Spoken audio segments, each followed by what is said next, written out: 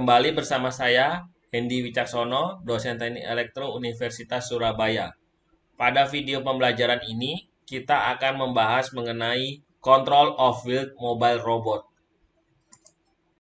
Pada video pembelajaran sebelumnya, kita sudah membahas mengenai beberapa typical command atau instruksi kepada robot. Instruksi yang pertama adalah desired wheel velocities. Jadi, kita bisa memberikan instruksi kepada robot untuk bergerak dengan kecepatan roda yang kita inginkan. Instruksi kedua adalah desired robot longitudinal and angular velocity. Pada instruksi kedua ini, kita dapat meminta robot untuk bergerak dengan kecepatan dan kecepatan sudut yang kita inginkan. Instruksi ketiga adalah desired operation inside of known environment with potential obstacle. Jadi, instruksi kepada robot untuk bergerak pada lingkungan yang sudah diketahui dengan potensial obstacle atau halangan. Nah, instruksi ketiga ini yang akan kita bahas pada video pembelajaran ini. Instruksi-instruksi berikutnya, instruksi keempat, kelima, dan keenam akan dibahas setelah video pembelajaran ini. Pada video pembelajaran sebelumnya, kita dapat memberi instruksi kepada robot untuk berjalan dengan kecepatan translasi dan kecepatan sudut yang kita inginkan. Jika robot berada pada posisi awal atau initial pose pada koordinat 1, 0, dan kita ingin robot berada pada koordinat 43, maka dengan menggunakan persamaan inverse kinematik, kita memperoleh parameter kontrol yang diinginkan, yaitu kecepatan longitudinal velocity dan kecepatan sudut atau angular velocity.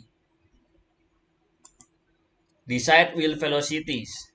Dengan mengetahui parameter kontrol, kecepatan translasi, dan kecepatan sudut menggunakan inverse kinematik, dan juga parameter internal robot diketahui seperti jarak antar roda dan radius roda, kita dapat menghitung kecepatan roda kiri dan roda kanan untuk membuat robot bergerak dari posisi awal menuju posisi akhir yang diinginkan. Inilah yang dimaksud dengan instruksi kepada robot untuk bergerak sesuai dengan kecepatan roda yang diinginkan. Kehadiran halangan, the presence of obstacle. Dua metode sebelumnya hanya dapat diterapkan jika tidak ada halangan. Jika terdapat halangan, maka robot akan menabrak halangan yang ada. Untuk itu, kita memerlukan metode lain yang sesuai. Control to reference pose. Jadi, inilah algoritma-algoritma yang bisa kita gunakan untuk menghindari halangan. Control to reference pose untuk differential drive. Kita punya orientation control.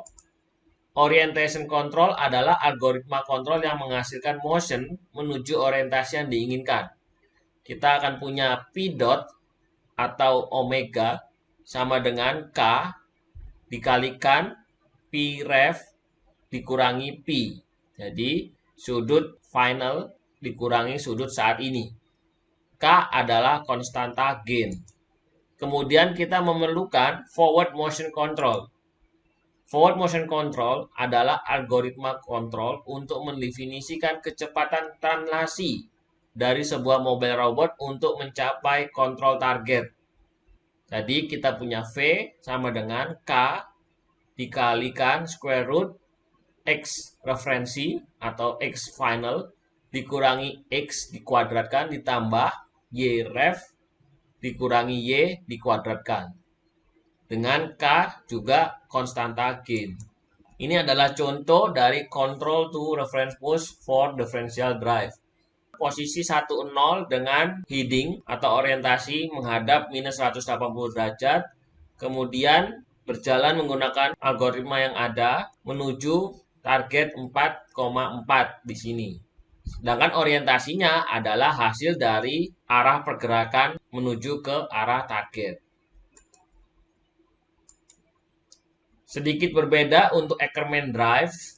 Jadi untuk Ackermann drive, orientation controlnya V dot sama dengan VR atau V rear, kecepatan roda depan, dibagi D sama dengan K V ref dikurangi V. Ini juga bisa kita sebut dengan error. Kemudian forward motion control sama persis dengan forward motion control untuk differential drive.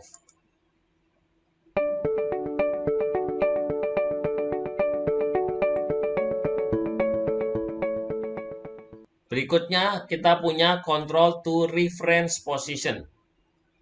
Robot diinginkan mencapai posisi target atau final, sementara robot orientasi pada posisi final tidak dideskripsikan. Kita ingin mencapai posisi target tanpa memperdulikan orientasi robot pada posisi final itu bagaimana. Untuk dapat menuju ke arah posisi target, robot orientasi dikontrol secara kontinu menuju posisi final. Ini adalah rumus untuk PR, adalah arkes tangan dari Y-ref minus Y dibagi X-ref minus X. Dengan orientation control seperti ini, sama sebelumnya. Dengan K1 adalah konstanta gain. Kemudian untuk forward motion control juga sama, namun yang membedakan di sini memakai K2. Dengan arti adalah konstanta gain untuk orientation control berbeda atau bisa berbeda dengan forward motion control gain. Masalah yang muncul ketika posisi robot mendekati dan melewati posisi final seperti ini. Jika rumus pada slide sebelumnya kita ubah menjadi D, maka robot mulai mendekat posisi final, itu artinya D menuju 0. Robot sangat dekat dengan posisi final, maka D sangat dekat dengan 0. Jika posisi robot berikutnya tidak tepat pada posisi final dan melewati sedikit dari posisi final, maka D sangat dekat dengan 0. Dengan formulasi di atas, maka V tetap positif dan robot melanjutkan perjalanannya. Dan D membesar, robot akan bertambah cepat meninggalkan posisi final. Misalkan dia sudah mendekat seperti ini, maka D akan menuju 0. Kemudian sangat dekat sekali, D hampir sama dengan 0. Dengan time sampling yang berbeda, maka posisi berikutnya bisa jadi di depan dari posisi final. Nah, makin lama makin besar dan V-nya makin tambah besar. Akibatnya, robot akan sangat cepat menjauhi dari final posisinya. Inilah masalah yang muncul untuk control to reference position. Solusinya adalah saat robot melewati posisi final, maka kita bisa lihat error sudut akan tiba-tiba berubah menjadi 180 derajat. Solusi awal adalah adanya algoritma untuk pengecekan nilai error tersebut, namun tetap akan terjadi osilasi di sekitar posisi final.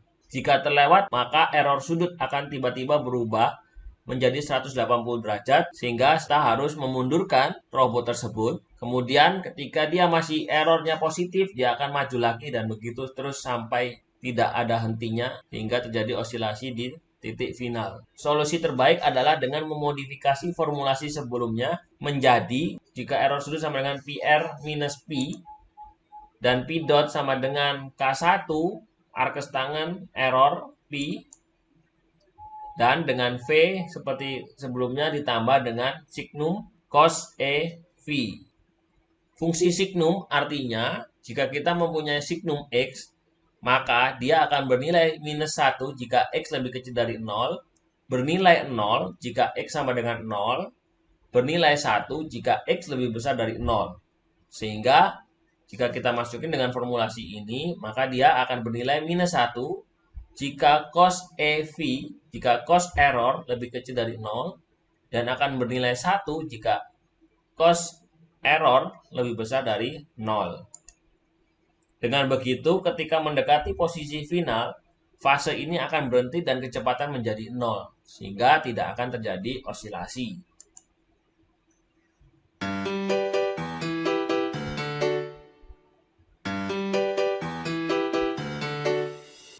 Sebelumnya kita hanya mempunyai decide position. Sekarang kita ingin decide position dan decide orientation.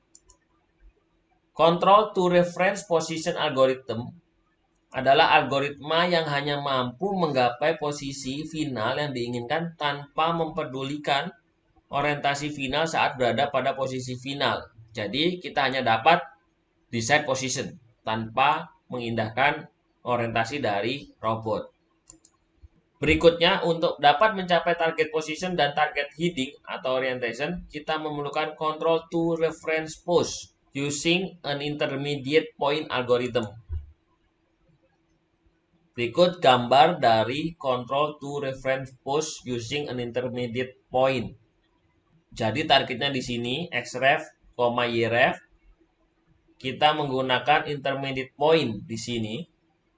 Jadi seandainya ada obstacle di sebelah sini yang menghalangi, maka kita bisa gunakan intermediate point sekaligus untuk mendapatkan Pref atau orientasi final. Contoh dari penggunaan algoritma ini adalah ketika kita ingin memasukkan mobil ke dalam garasi rumah. Maka ketika kita berada di jalan, di sini garasinya semisal, maka kita tidak bisa langsung ke arah posisinya lalu berputar di garasi karena mobil tidak bisa berotasi. Untuk itu kita memerlukan intermediate point sehingga pada saat itu bisa dilakukan rotasi untuk menuju ke arah target dengan orientasi robot yang sudah sesuai. Sekarang kita tidak hanya ingin mencapai posisi final xref, yref, namun juga orientasi final Pref. Agar sudut orientasi tercapai, maka dibutuhkan titik tambahan sebagai intermediate point, di mana pada intermediate point ini sudah tercapai sudut orientasi final. Algoritma ini sangat berguna untuk mobile robot sejenis Ackermann Drive yang tidak mungkin melakukan penyesuaian sudut heading atau orientasi setelah mencapai posisi final. Lain halnya dengan differential drive yang dapat berotasi melakukan penyesuaian di posisi akhir. Intermediate point xt, yt diberikan dengan jarak r dari posisi final. Dengan ketentuan bahwa posisi intermediate point ini mengarah pada posisi final, sehingga sudut pergerakan robot dari intermediate point ini sudah sama dengan sudut orientasi yang diinginkan. Perhatikan pada gambar. Intermediate point kita bisa hitung dengan xt sama dengan xref dikurangi r cos Pref. Nah, r ini adalah desain parameter yang kita inginkan. Yt sama dengan yref minus r sin Pref. Algoritma ini terdiri dari dua fase. Fase pertama, robot bergerak menuju intermediate point atau IP. Ketika jarak terhadap IP sudah sangat kecil, dicek dengan equation A, maka algoritma pindah fase ke fase kedua, yaitu robot dikontrol menuju posisi final atau reference point. Analisis. Kita review pembahasan sebelumnya. Terdapat 3 buah sudut orientasi. Yang pertama sudut awal V, kemudian sudut kedua adalah sudut orientasi final Vref, lalu sudut ketiga adalah sudut orientasi pada posisi IP adalah Vt. Dapat dilihat pada gambar masih terlihat gap yang besar antara Vt dan Vref. Hal tersebut mengakibatkan perubahan kecepatan sudut yang cukup signifikan. Perhatikan gambar respon kecepatan sudut untuk kasus algoritma ini. Jadi ketika dia berada pada posisi awal, error V masih sangat besar sehingga kecepatan sudutnya besar, omega. Kemudian ketika mendekati titik intermediate atau intermediate point, dia mulai 0 karena sudah searah sudutnya. Kemudian ketika sampai di titik intermediate, dia akan melakukan rotasi dengan kecepatan sudut yang cukup signifikan karena gapnya masih terlalu besar. Kemudian menuju ke Vref.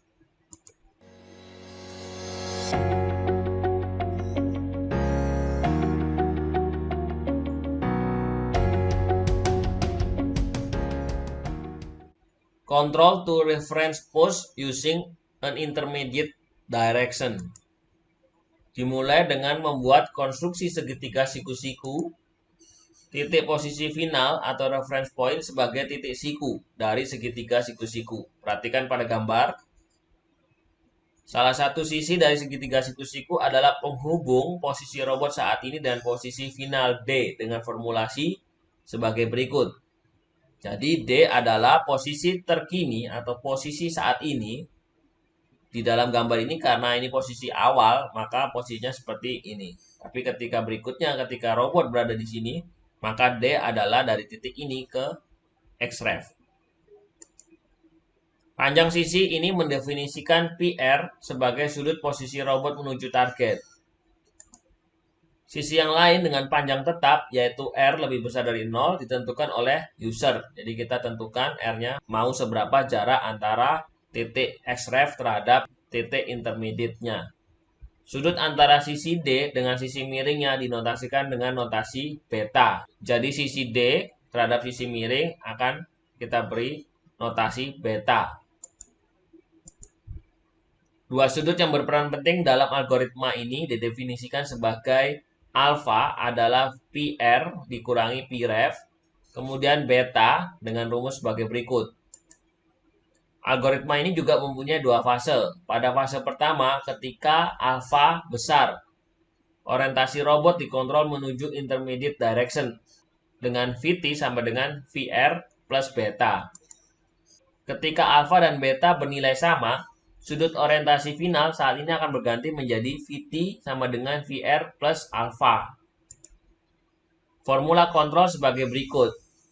EV atau error V sama dengan VR minus V ditambah ketika nilai absolut alfa lebih kecil daripada nilai absolut beta, maka ini penambahannya dengan alfa.